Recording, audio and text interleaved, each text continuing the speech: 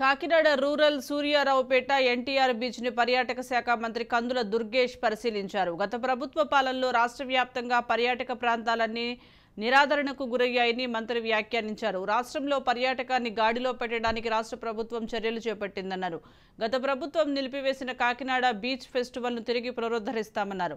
October నాటికి Kakinada beach పార్కును అభివృద్ధి చేసి ప్రారంభిస్తామన్నారు. ప్రారంభోత్సవానికి ఉప ముఖ్యమంత్రి పవన్ కళ్యాణ్ ను తీసుకువస్తామన్నారు. ఎంతో సుందరమైన కాకినాడ బీచ్ అభివృద్ధికి కాకినాడ రూరల్ ఎమ్మెల్యే పంతం నానాజీ కృషి చేస్తున్నారని ఎమ్మెల్యే కొనియాడారు.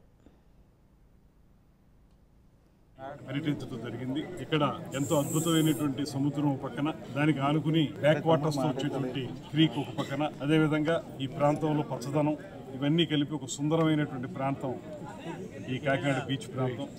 అయితే దీన్ని గడిచిన 5 సంవత్సరాల కాలంలో ఏ రకమైనటువంటి ఆలనా పాలన లేకపోవడం వల్ల, ప్రారంభించిన కార్యక్రమాలను కూడా పూర్తి చేసుకోలేకపోవడం వల్ల ఇవన్నీ కూడా కుంటుపడిపోయింది.